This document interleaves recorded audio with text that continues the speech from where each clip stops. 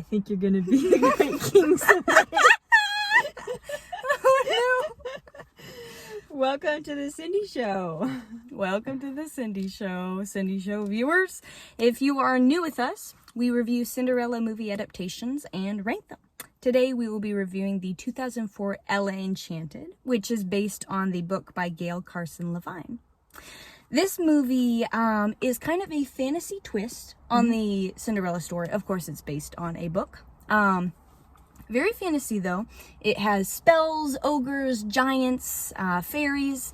The plot of this movie is it centers around a girl named Ella who lives with her stepfamily. When she was a baby, she got a gift in the form of a spell, which wasn't really a gift. It was the gift of obedience that her fairy godmother gave her. Which ends up really being bad for her later on, because when she gets her stepfamily, they make her do some pretty bad things. And it, you can imagine, the gift of obedience, they tell her to do something, she has to do it, or else it causes her a lot of pain. So throughout this movie, she's trying to find her fairy godmother to convince her to take back the spell. On her journey, she meets people, she meets an elf, she meets the prince, and they save each other a couple times. They start falling for each other, and then at the end of the ball is kind of the finale, and she has to make some pretty big decisions that affect the safety of the prince. And she has to figure out how to break the spell, basically. Fun facts about this one: it was filmed in Ireland. It had some nice scenery. The main villain, other than the fairy godmother, is the actor who played Wesley in The Princess Bride. His name is Cary Elwes. He was funny to watch because his character was kind of the reverse of who he was in The Princess Bride. He's like this over-the-top bad guy. She kept saying, all I can think of is Wesley. You can't unsee it. Yeah. It's his voice. It's just, yeah. Yeah, no, he's Wesley. Yeah. Another fun fact, Minnie Driver is Mandy, who is Ella's servant in this movie. She plays the queen in the 2021 Camila Cabello Cinderella. Also, Lucy Punch is Hattie, who is Ella's stepsister. She is in the 2014 Into the Woods. She is also a stepsister in that movie, and her name is Lucinda.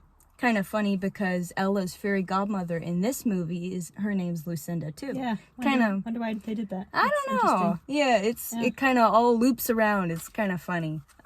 Speaking of Lucinda, Lucinda, okay, she's just terrible. Okay, so in the beginning of the movie, they show Ella as a young baby. Okay, and she's crying, and Lucinda shows up and basically wants the baby to be quiet. And so she says, gift of obedience. And her mom and her nurse are like, what? You know? And so then it shows like scenes where like she's, maybe like turning 6 or 7, and servant tells her to eat her birthday cake, like, gobble it up or something. And she starts stuffing her face, because she has to do exactly what she's told. So Lucinda is just terrible throughout the whole movie. Ella is trying to find her to get her to take it back, and what she's wearing is just a travesty. Okay, she's wearing like an early 2000s like cheerleader jumpsuit or something like that. It's like this gross color of light purple with like weird lace going on, and like it's so dumb. Like, yeah. Ooh. Yeah, like, I mean, I don't know, that was pretty bad. That was probably the worst wardrobe choice for a stepmother. If you go back and look at... Fairy godmother. Yeah, sorry, not stepmother.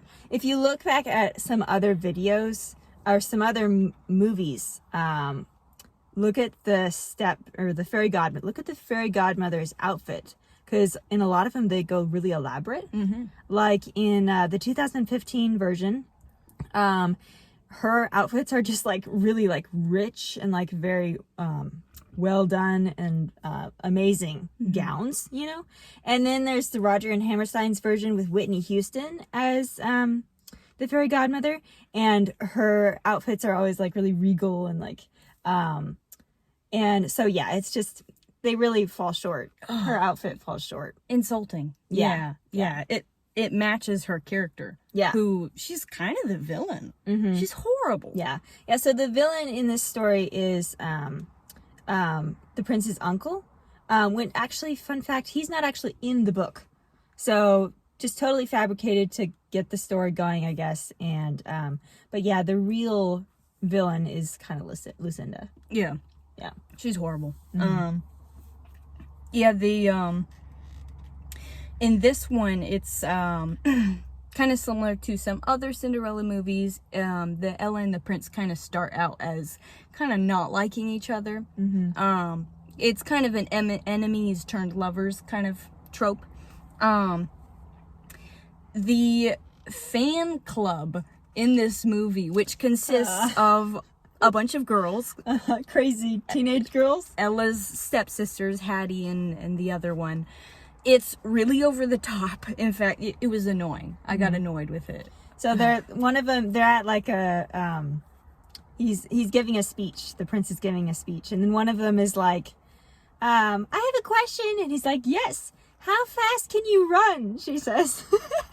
and then he's like, oh, I don't know. I'm not that great of a runner. And then they just take off running after him. It's like, what? I feel like it's overused. Yeah. The whole fan club thing. I'm kind of sick of it. Yeah, very childish. Yeah. The prince starts out kind of arrogant, similar to a lot of other Cinderella movies.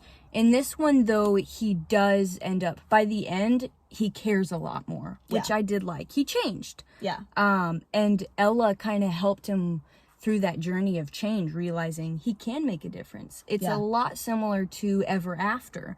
How at the beginning, he doesn't see all the good things he can do. He really takes his role for granted, and then by the end, he really does care. Yeah. And throughout the movie, the prince he kind of shrugs things off a little bit when he's exposed to some of the things that are going on in his country that aren't the greatest. And he just says that his uncle will take care of it. But by the end, he realizes that his uncle is a traitor and is not doing things right, and realizes that he can help. Yeah. Yeah, it was nice.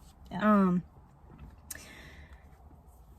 Ella never loses a shoe in this one. Kind of a twist. The only time that there are glass slippers is kind of towards the beginning of the film when Hattie makes her steal a pair of glass slippers. Yeah. But she never lost a shoe.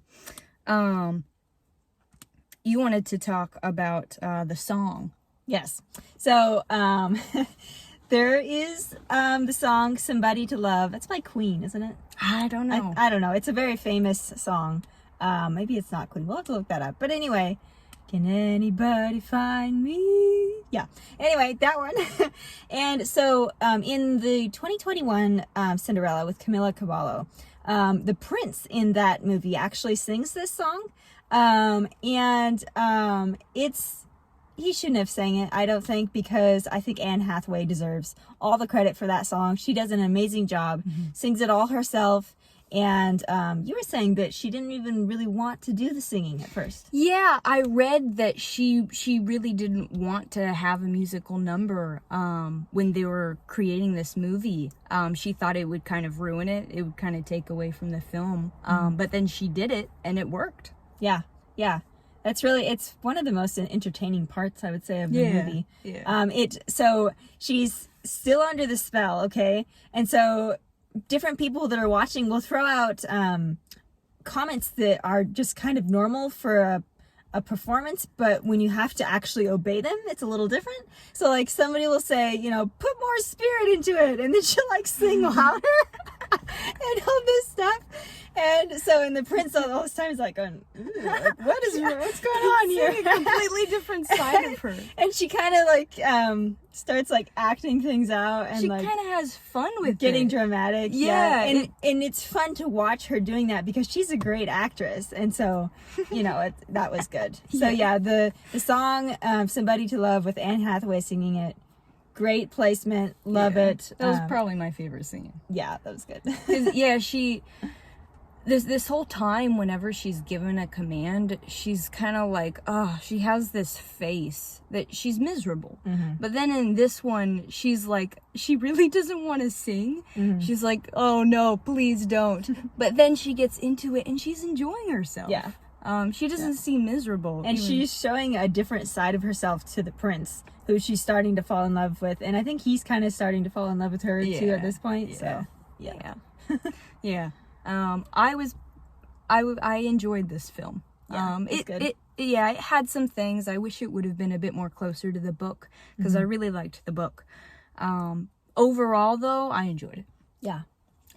We were talking about rating this one around a 4, maybe a 4.5. What do you think? I'm thinking a 4 for this. Yeah. One thing that kind of brought down the level, I think, for me is the combination of medieval and current, not current now, but like 2000s style clothing. That was pretty weird. In some ways it worked, in some ways it didn't. But it just kind of, I think it lowered the quality because it wasn't consistent throughout.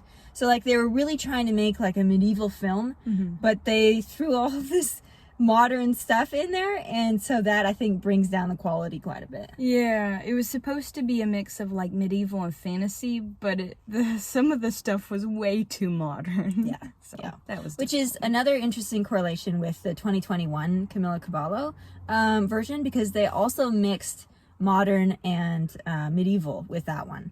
And that one similarly kind of flopped.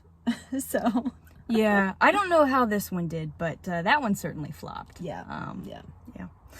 Well, that is about it for today. Thank you for watching. Like, comment, and subscribe, and let us know what Cinderella movie adaptation you would like us to review next in the comments. All right. You're gonna make a great king someday.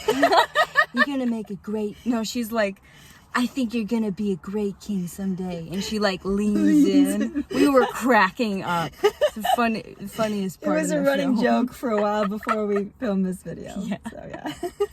Alrighty, thank you. All right, bye. Bye.